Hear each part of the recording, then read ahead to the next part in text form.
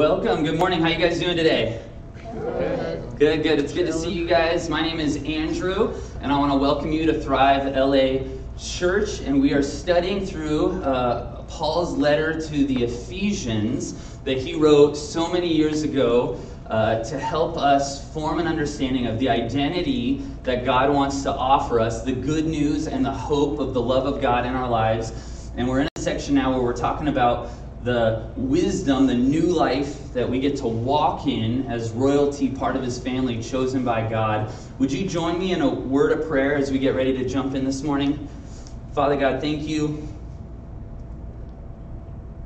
for loving us. And God, I know we all come today from different places, different backgrounds, with different struggles, different hopes and dreams, God, and I pray, Lord, that you would meet us where we are today. God, that you would give me the wisdom and compassion to help highlight what you have already said and not my own thoughts. And God, that today we could be closer to one another and closer to you because of our time together. I ask this in Jesus' name. God's people said, Amen. Can I tell you guys my favorite TV show of all time? Do you want to guess what it is? Actually, oh man, I feel like I said that way too strong. Do you ever commit to having a favorite TV or movie show, or TV show or movie? I feel like I've said too much. I don't know. I can't commit to this as my favorite of all time. But you guys ever watch The Office? And what made that show great, at least for the first 3 seasons, and after that, we'll see. But what made the show so great in the beginning was there was this palpable love connection, this heat between who, right? Pam and Jim.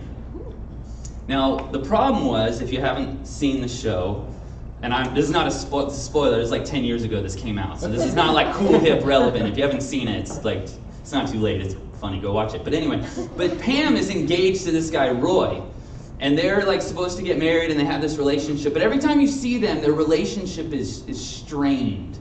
And you don't get the sense that this guy is a very nice guy, that he treats her well. And at work, Jim and Pam, they have this chemistry, they have this flirtiness, they have their inside jokes. When the boss does something crazy, they like make eye contact and they laugh together. And there's these things that they have in common. And what begins to happen over the course of their relationship, even as they're dating other people and going through different seasons of life, is that they are one another's confidants. You know what I mean by that? They're the one that they can share things when they've got burdens, when they've got questions, when they've got problems, when they want to make fun of something, when they need to unload something. This is the person I go to when I want to share something intimate about myself. And there was something much more real and much more deep about their relationship, which is why in season whatever, spoiler alert, they end up getting together. Yeah. That's I'm a little embarrassed now. For you. That's my wife. I'm a little embarrassed.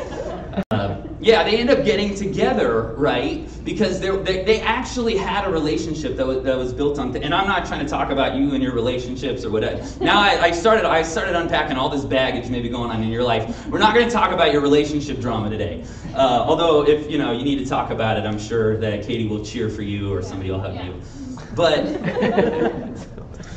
the reason I bring this up is because in a lot of ways, the measure of a relationship is how much we really entrust ourselves to another person. And when it comes to the Bible, when it talks about like our worship or our adoration of God, our faith in God, the way that it's measured is in how much of ourselves we entrust to God and rely upon Him. And so the Bible doesn't talk about spirituality or maturity strictly in terms of, well, did you check the list of these good behaviors? Did you just believe the right things? But it's much more dynamic. It's much more about a relationship in which God is interested in having a genuine connection with you, in which you talk to Him and He talks to you, and you guys are going through life together. And when things come up, when life gets hard, when there's things to be celebrated, is He the person that, when you're sending out the group text of that famous person I saw on the airplane, like, are you texting God, right? Like, is He the person you want to share your life with? Because he loves you. And he cares about you, and he wants to be in your life. Obviously, that'd be weird. Don't text God. That's not what I'm saying. I don't know who would get that text. But God wants to be in relationship with you. And so all throughout the book of Ephesians, as we've been reading Paul's instruction to the church then, he spends all this time talking about the overwhelming love and grace of God. Grace is undeserved, unmerited, unearned kindness. And we said God picks you, he cares about you, he wants you, he has a purpose for your life. He says you have value and worth and dignity the way you are. I care about you. God says I want to be in your life. You're important to me. And then like any relationship, we don't necessarily need to earn that affection, but there's a reciprocity. There's a response in due measure. That as we've been loved by him, we love so in return. And we talked about last week that God actually says, and not only do I want you to love me, but I want you to love the people around you, because, hey, God's going, I love those people. And so even though you might find them annoying or stressful, or it might take work, or there's times where you don't feel like loving them, God says, if you really love me, I want you to sacrificially love the people around you. And real love is not just what you get, it's what you give. It's how you serve. It's how you meet the needs of others around you. And we called ourselves to a really high calling last week where we said we want to live sacrificially for the good of others and the glory of God, and not thinking about what we can take or how we can tear down. But part of that is that in order to experience this new life, in order to be able to give love, we kind of have to have extra. We have to be receiving so much love from God that we have the capacity not to be standing all the time in need, but instead to start thinking about others. So today, what we're going to do is we're going to talk about the shift that can begin to happen when we start to rely on God as our confidant, as the one we go to, as the one we entrust ourselves to. As we start to become more aware of what he can provide, there's these shifts that happen in our life. And so we're talking about who or what you rely on for happiness, who or what you rely on when you've got all these burdens, you need to unload them somewhere, who or what you look to for guidance and wisdom. That thing or that person, really in biblical language, that's your God. The thing you say, this is the thing I need most when I'm just in need. That's the thing that you and I, that we most worship. All human beings everywhere, we're worshipers. We have the thing that's ultimate to us, that I would sacrifice for, that I would entrust myself to. And so sometimes we have coping mechanisms, and we think, man, this is the thing that will help me get through life.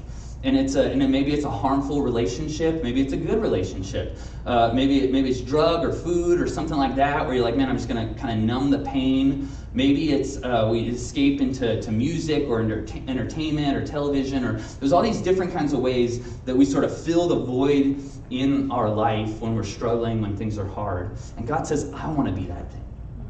God says, I want to be that thing. Because what often we do is we're thirsty.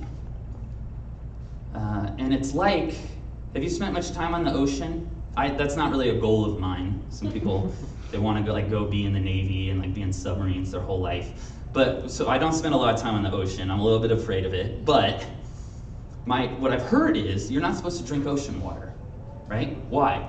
Because no matter how thirsty you are, the water in the ocean is so salty that it actually makes you less hydrated than if you weren't to drink it. That it's not the balanced water that your body needs, that it's so filled with salts that actually after you drink ocean water, you're more thirsty than when you started.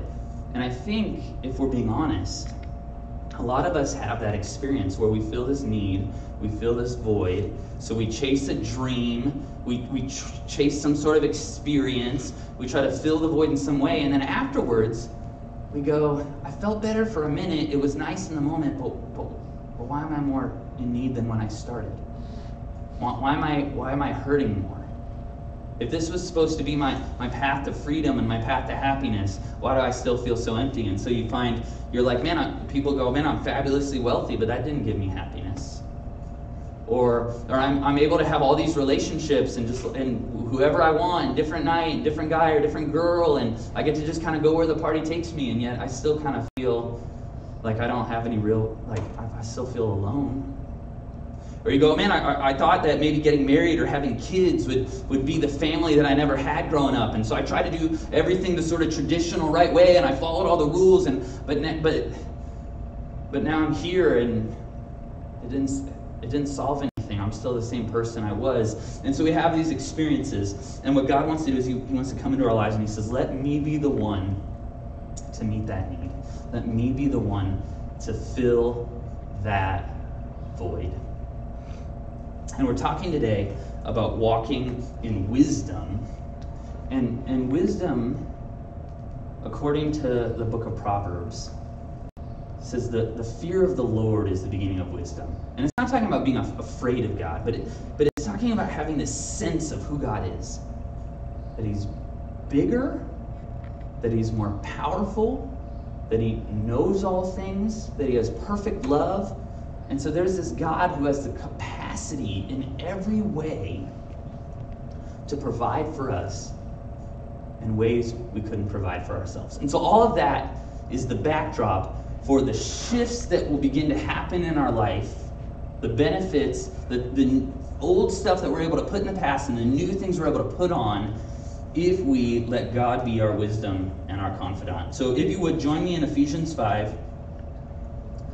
We're going to start in verse 6. It should be up on the screen. And we're going to explore some of the benefits of putting our trust in God as our confidant. Verse 6. It says, let no one deceive you with empty words, for because of these things the wrath of God comes upon the sons of disobedience. Therefore do not become partners with them, for at one time you were darkness, but now you are light in the Lord.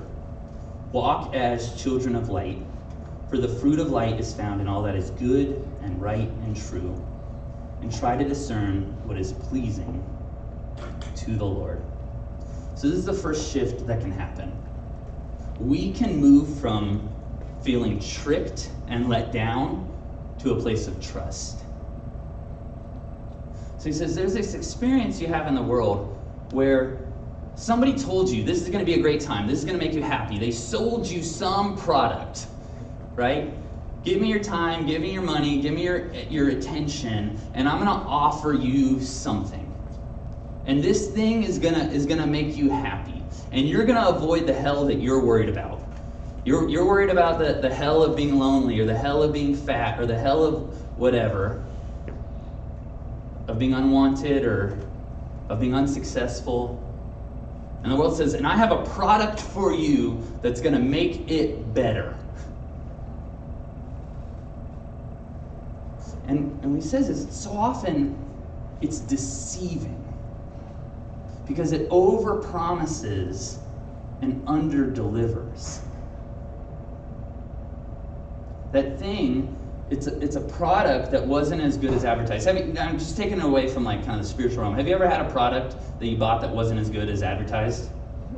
Right? Maybe you're like shopping online and you're like, this is so great. This is like half the cost of what I normally buy, you know? And then you buy it and you're like, well, okay, so this like dishwasher detergent doesn't wash my dishes.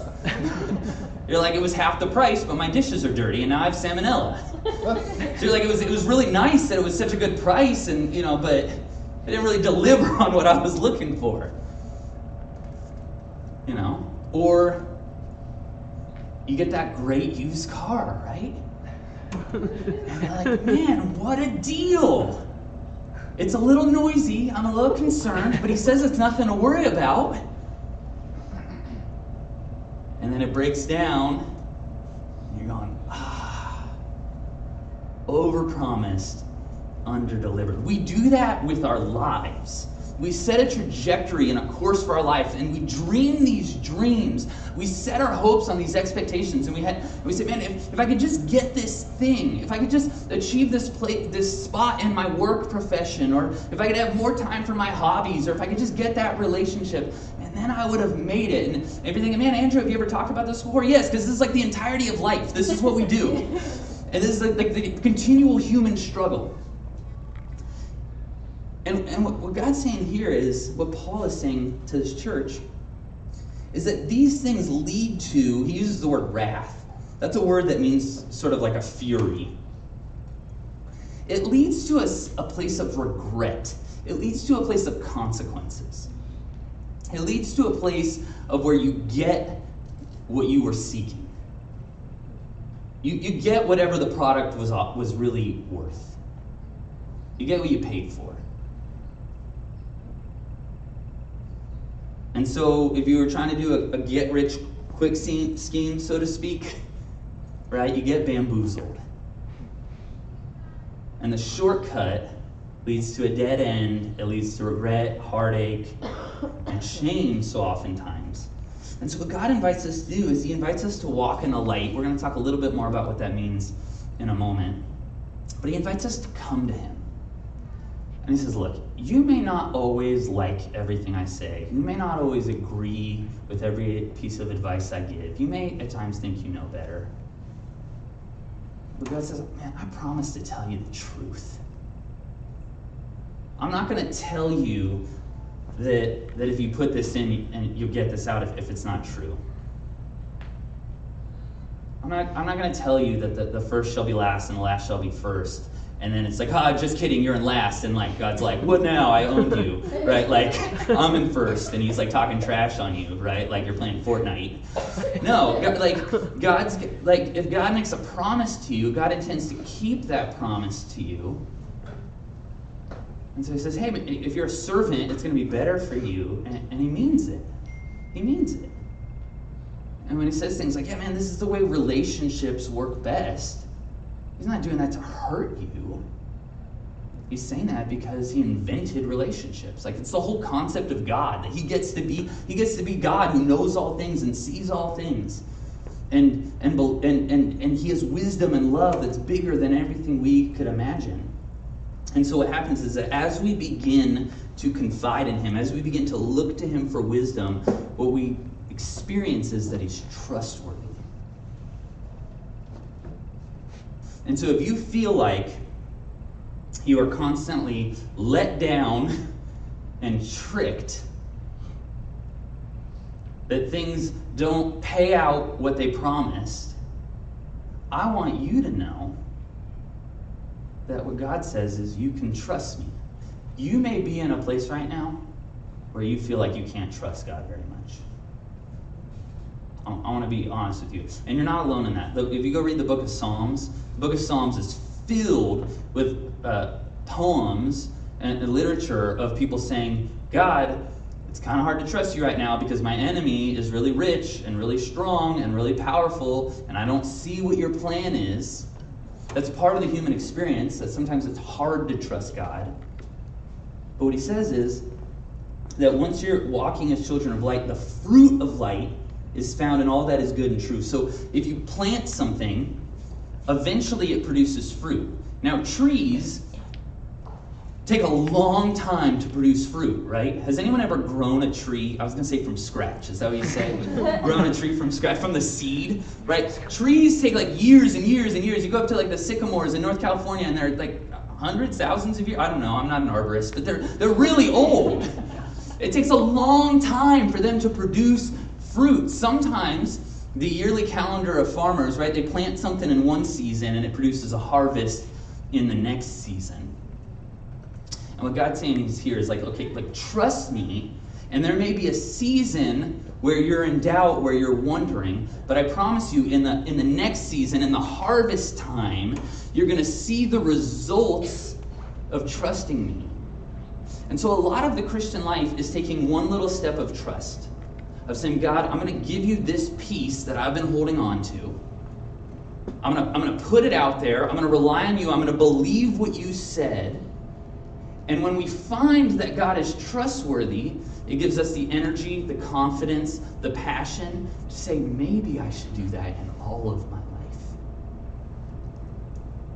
And so if you're in a place where you're exploring Christianity or exploring religion, or where you're in a struggle with trusting God, what I would invite you to do is to put a pool into the shallow end, but step in. But step in. And allow God to be trustworthy. That's the first thing. We move from tricked to trusting. The second thing is we get to move from phony to freedom. I had an old apartment that had no ventilation, and so mold, and one of the walls was near the outside where they would run the sprinklers, and so mold would grow on the windowsill. And I had a very convenient solution for that. I didn't look behind the blinds. Right? Because if I don't look behind the blinds, I don't know the mold is there. I found a universal human rule. If I were to go to your apartment or your house and I were to pick up your couch, there is disgusting things under your couch. You tell me, some of you you clean under your couch 6 times a week or something. I don't believe you. There are gross things under your couch. You've heard the expression, we sweep things under the rug, right?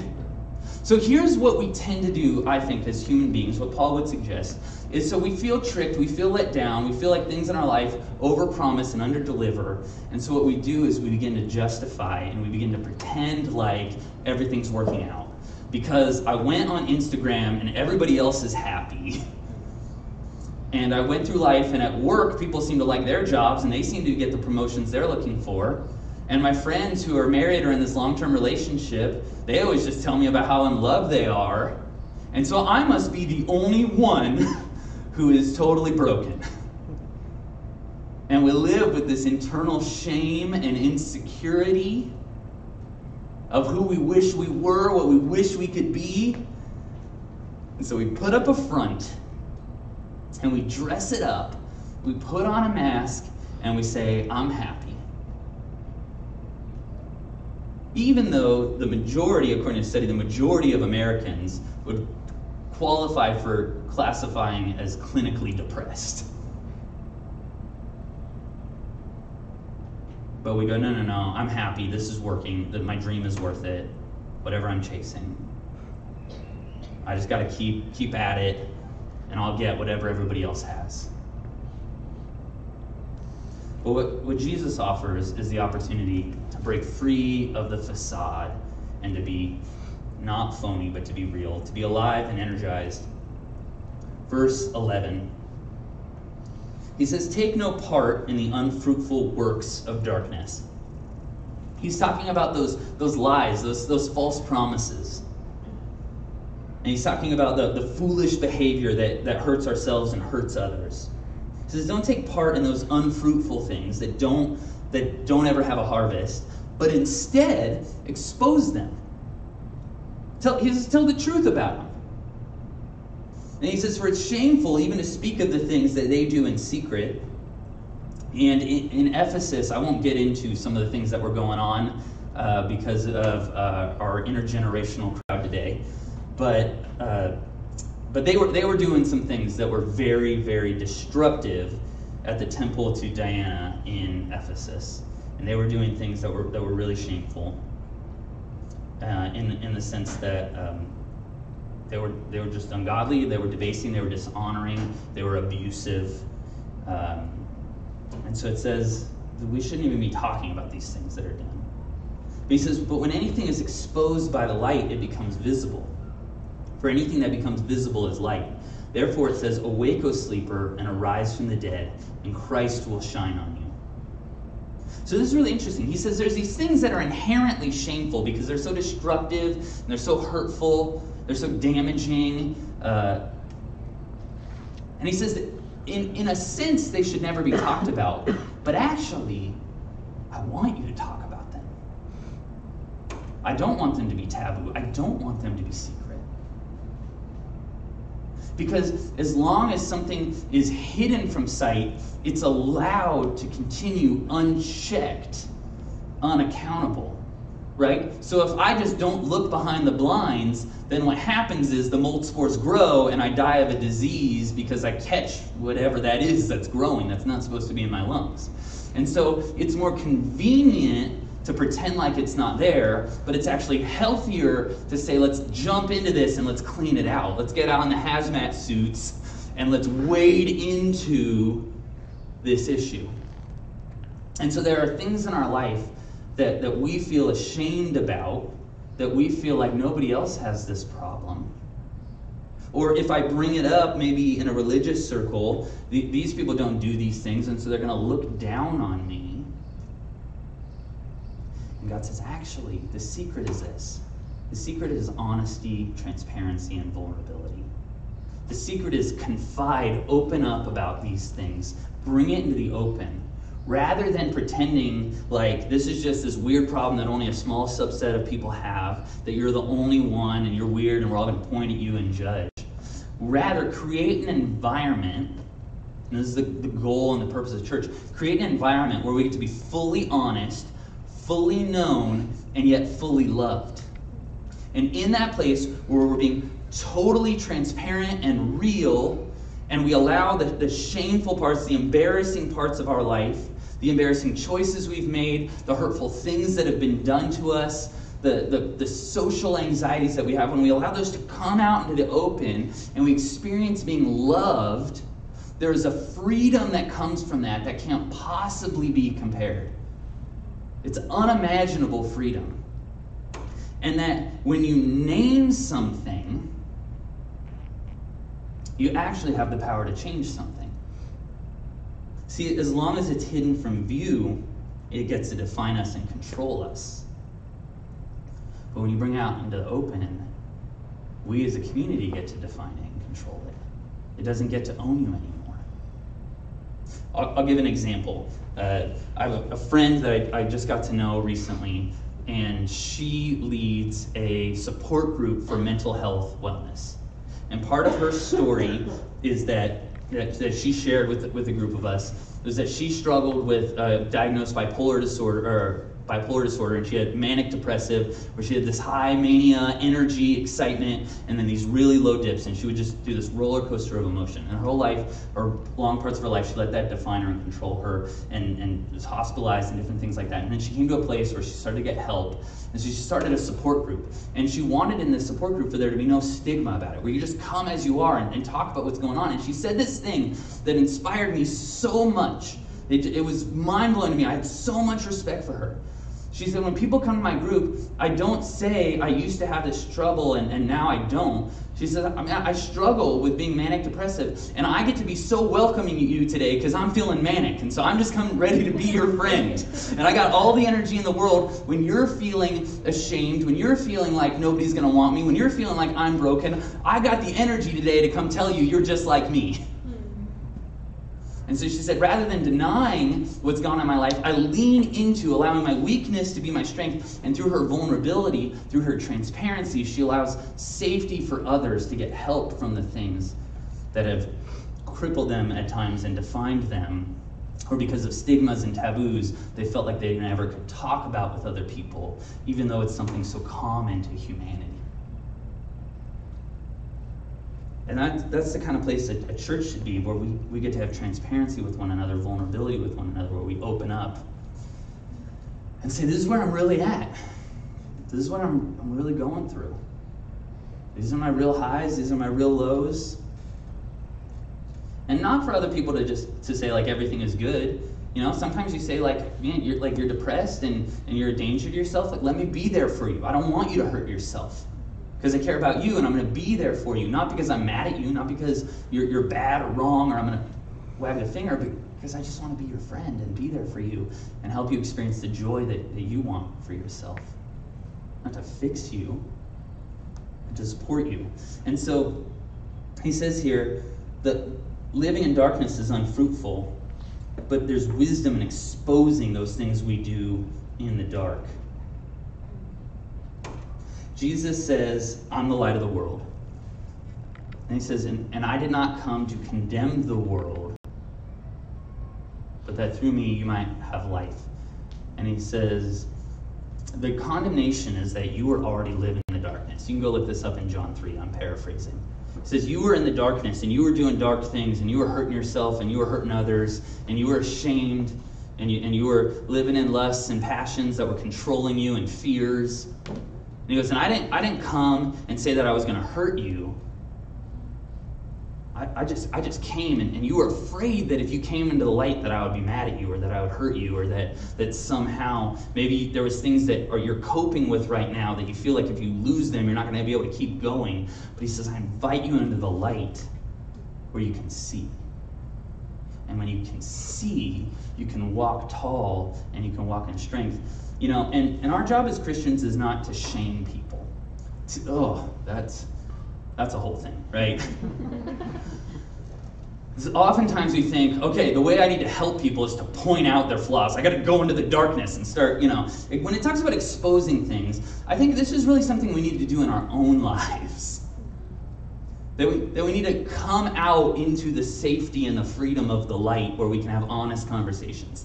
It is rarely our job to go venturing into people's lives and start pointing out all the things they're ashamed of. Okay, so it's not our goal to cause shame. But some things...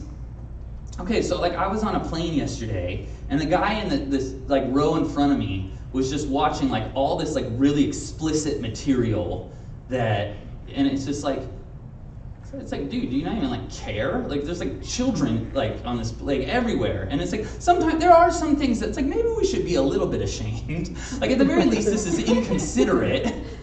So it's not our job necessarily to go cause shame, but maybe for ourselves there are some times where we should think this is not helping the world. I'm not caring about my neighbor. This is not moving us towards victory and joy.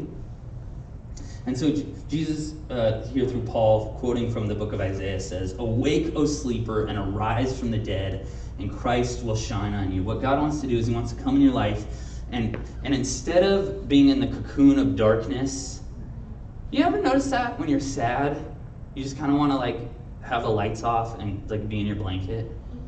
You're I don't want to go out. I'm like a vampire. I'm not going out into the sun. It's going to hurt me. And then what happens is when you step out into the sun, you just get that boost of oh, I can do this today.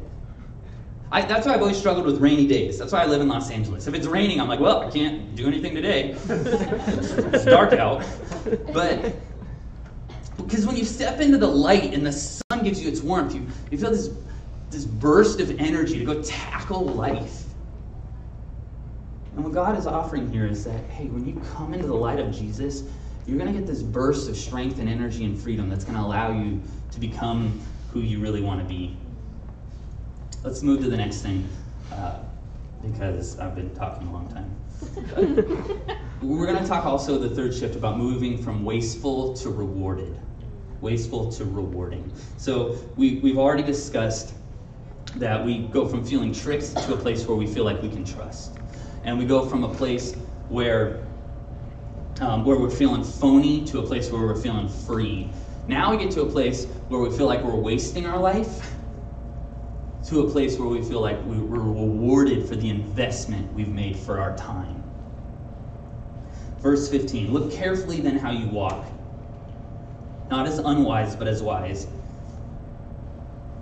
making the best use of the time, because the days are evil. Therefore do not be foolish, but understand what the will of the Lord is." So it's a really simple idea here. That if you don't choose what fills your life and your schedule, if you don't choose your priorities, then someone or something that loves you less than God loves you will do it for you. So if rather than being intentional to let the one who is trustworthy, the one who brings freedom, the one who cares about you, if you allow him to begin to set the agenda in your life, then your life will be filled by the things that produce good fruit.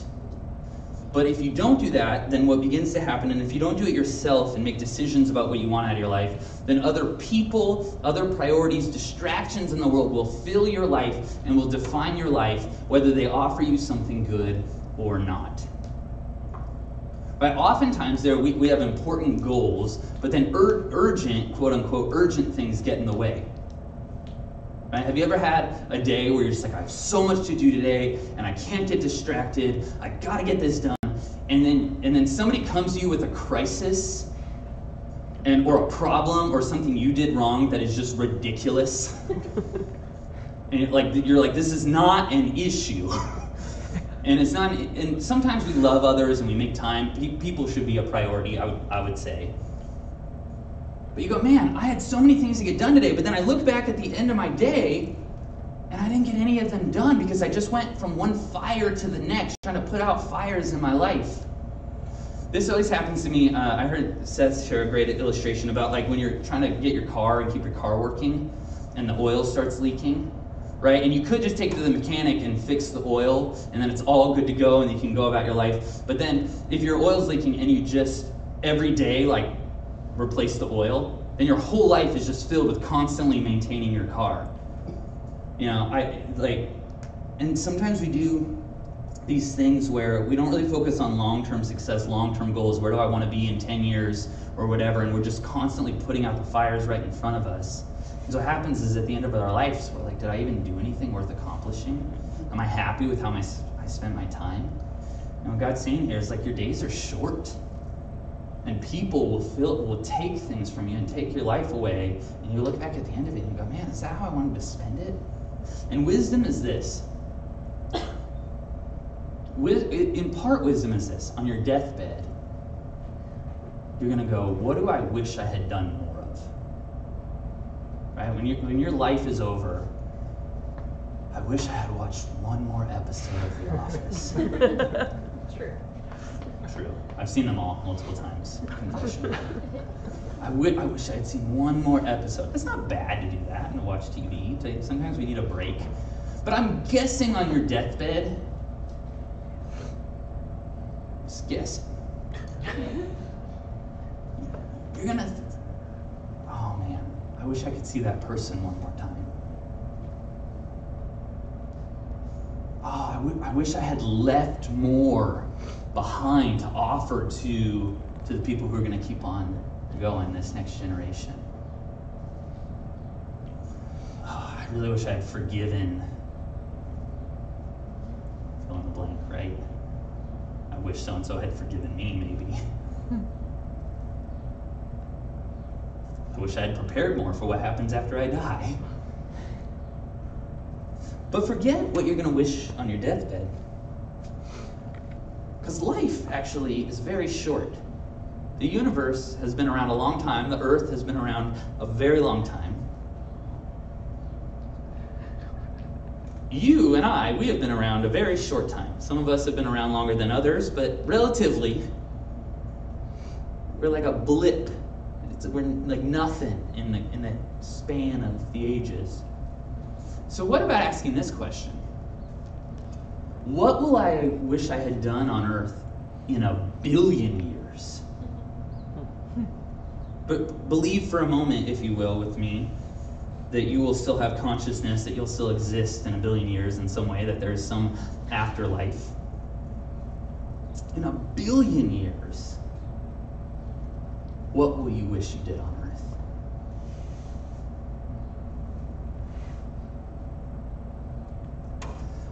What tends to happen in our lives, you finally get to understand, why do we have a bunch of uncooked rice and uncooked pasta? I know, you've been just dying to know.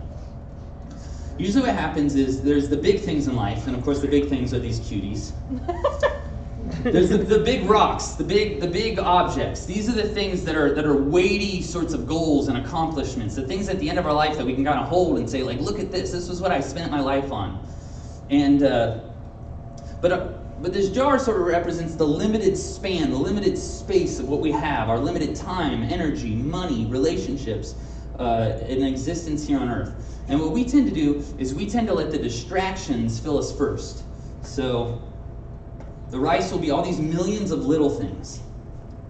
And what happens is, I don't know how to do this, I didn't practice, but we let all the small things, the urgent, quote unquote, things fill our life first. That's going to take a minute, and I'm just going to let that fill up. And we just let it kind of fill up. And there's a million tiny little things, tiny little worries that fill our life. And then we have a little bit of space left over. And so we're like, oh my goodness, I was running here and there, doing everything that everyone expected of me. And I turned on the TV for 5 minutes, and then 3 hours later, it's time for bed.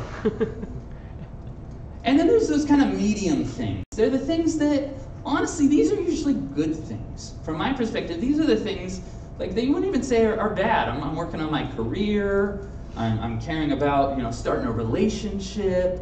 These are like, honestly, maybe some of those should be called like, the big stuff. But depending on what it is, sometimes it's not always bad things. It's not like, oh man, I've been doing like tons and tons of really gnarly drugs and now I can't think anymore. Like it's good stuff in life. And so then we fill it with like kind of the medium things. And then what happens is that we're like, oh man, I really wanted to help the world. Let's see if I can just kind of fit like 2 or 3 of those on top, right? And at the end of our life, we're like, oh shoot, did I make a difference? Did I care about people? Do I have relationships that matter? We have this limited space to try to fit these big rocks, and really they don't even fit. They're just kind of like, we're trying to like push them in on top. Like when you haven't taken out the trash in a few days and you're like pushing it down.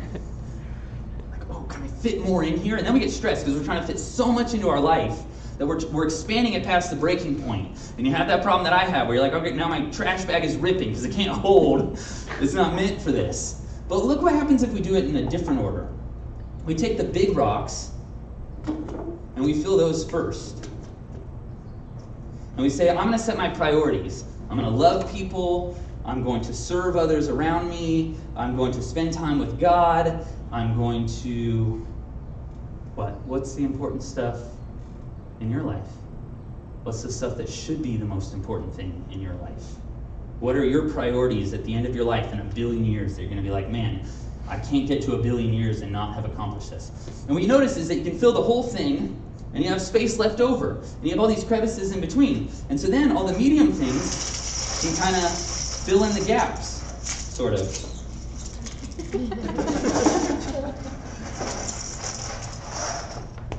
Yeah, shake it. But you can see a little bit of my illustration. Right? That it falls in and it fills the space in between. That there's always going to be leftover time and extra space and margin when you've decided I'm going to do the important things.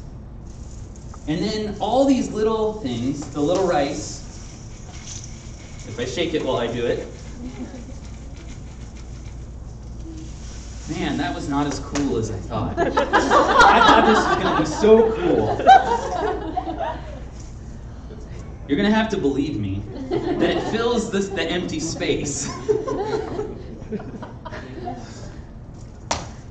Here's the point. Don't miss the point. If you put the big things in first, there will be margin in the gaps for all the million little things. But if you haven't decided what the cuties are, if you haven't decided what the big rocks are, the big items are, if you haven't decided what the important priorities are, then you won't have room for the important stuff when you finally figure it out. And so start with the big things. Start with the top goals. For me, first has to come is there intimacy with me and God. That comes before being a husband or a father or even a pastor. And then actually, in theory, right, this is the goal. Okay, you guys can tell me later how I'm doing. And then in theory, actually, you know what? How dare I come and preach about what God's doing if I'm not a good pastor to my family?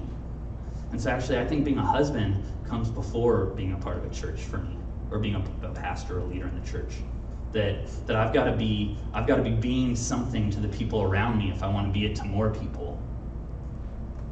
And there's leftover space. It's not like, oh, sorry, I'm a husband. I can't go to church on Sundays because on Sunday mornings I'm being such a good husband if I don't go to church.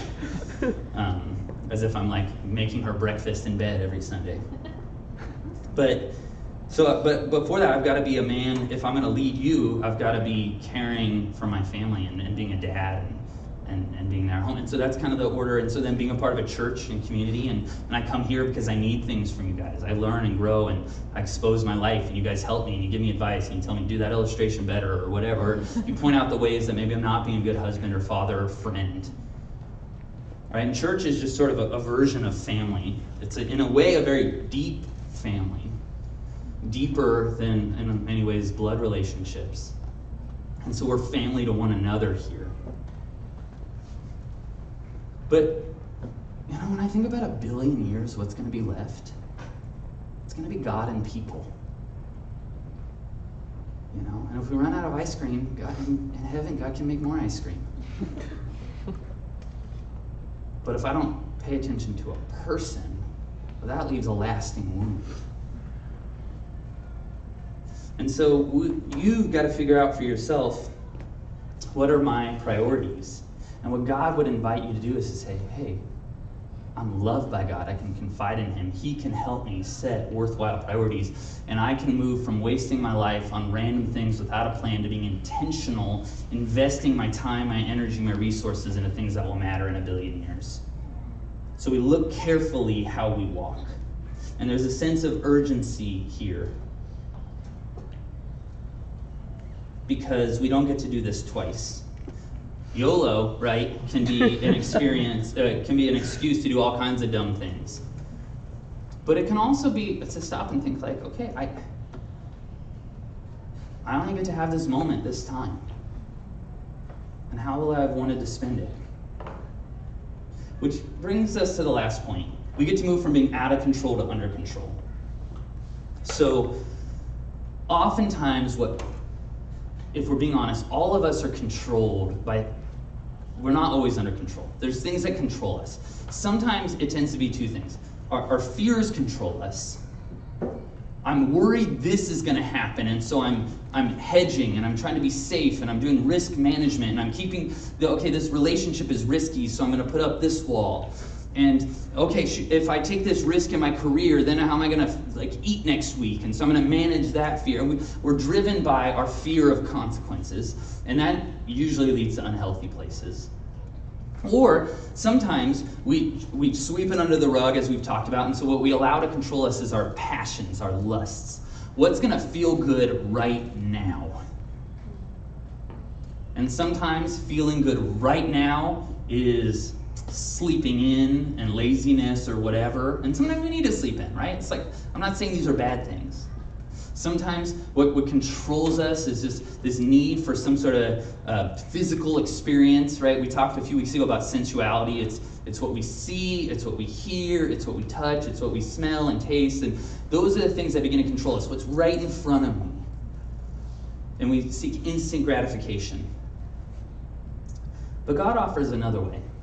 He says, rather than being enslaved to your desires in the moment, and rather than being enslaved by fears, what if you were to allow God to be the primary influence in your life? Verse 18 says, and do not get drunk with wine, for that is debauchery, but be filled with the Spirit. So drunkenness is this picture of losing control, of completely abandoning yourself to the passions of the moment, right? Sobriety is like I'm very serious and under control. Insobriety is like I've lost total control of my faculties and my decision making, and I've got liquid courage maybe. And so this is a pinprick on a bigger issue of, are you just unleashing yourself to your lusts?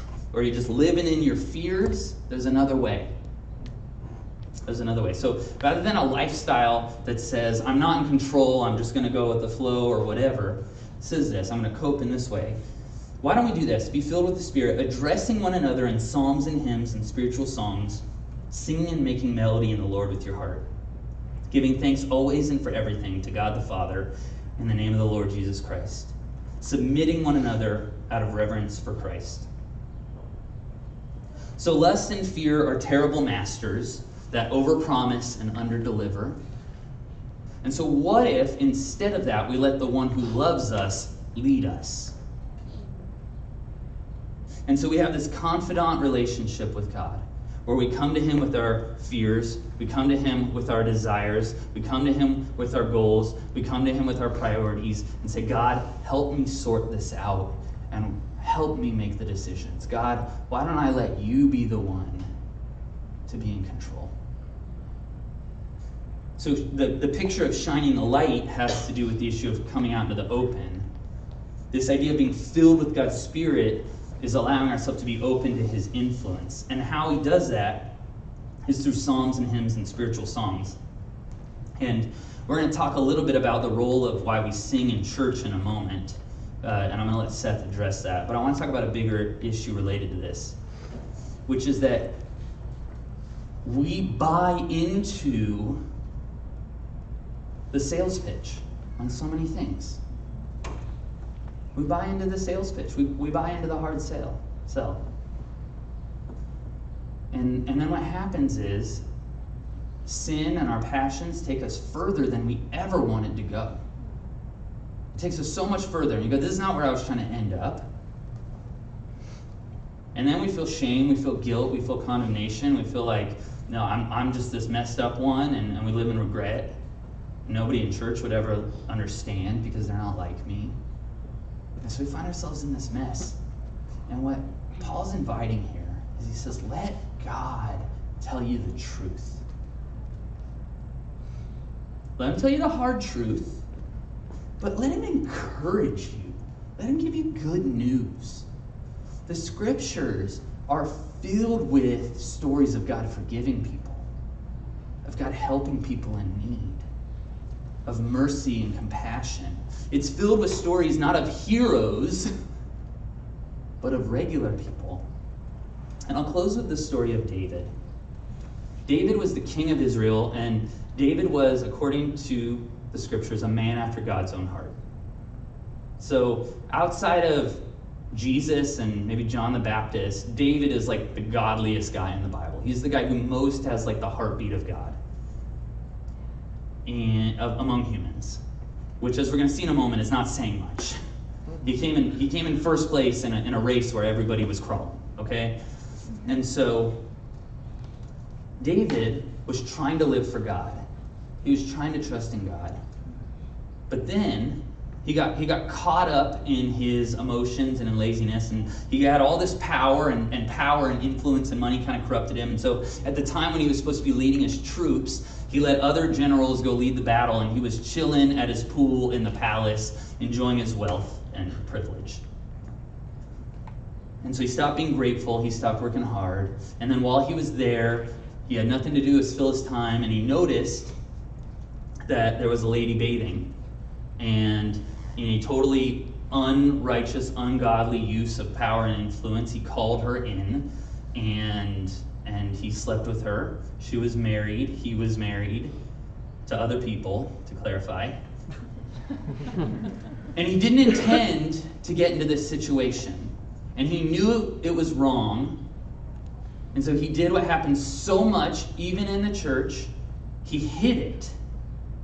He pretended and he lied, and then he found himself in a situation where he had to cover his tracks, and so it took him further than he ever intended to go. And so what he did was, one of these generals who was doing the right thing, fighting at the front lines, and oh, by the way, he wasn't even Jewish, and so this is this story of how sometimes even we think, oh, like people like me, and people of my race or my background or my story, like we sometimes forget, right? That's not our background, or where we come from isn't what makes us who we are. And so this more righteous man is leading God's troops, the troops of Israel, as a foreigner and an immigrant.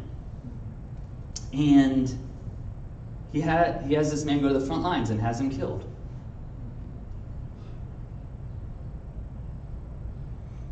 To cover it up. And his secrecy, living in the dark, it brought him further than he ever wanted to go. And he starts living in shame and denial. And so finally this prophet of God comes up and he tells him this story that you can go read about it on your own. He tells him this story where at the end of the day, the prophet points at King David, even though usually in most countries, and back then, you couldn't just tell a king stuff like this. You would get killed, right?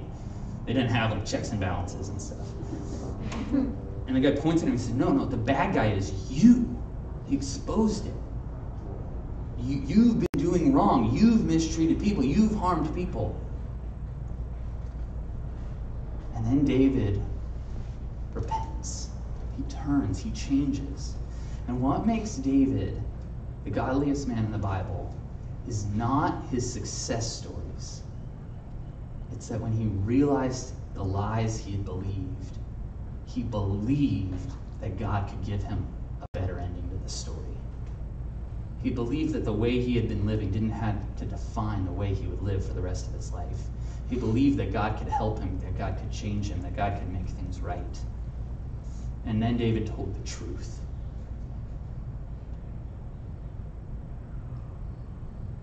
You're probably not in that situation.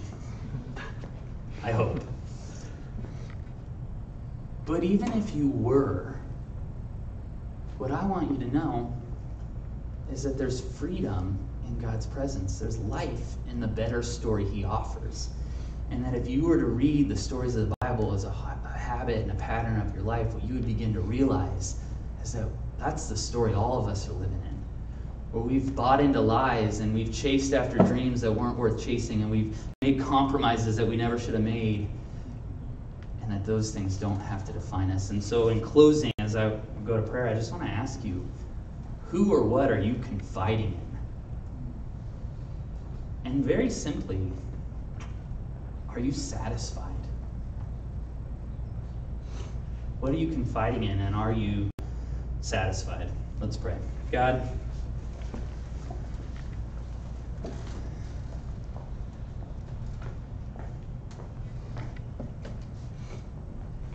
you're trustworthy. God, that's what I want to confess right now. I'm not perfectly trustworthy. None of us here are perfect. As a church, we're as good as only when we can bring people to you, God, because you're good. And I ask right now, God, I know there's people right now who may be struggling with frustrations or bitterness or having felt let down by something. And sometimes, God, we feel let down by you. And so that I pray that you help us to see you clearly, that you help us to prioritize well in light of what you offer. Be with us in this time, in Jesus' name.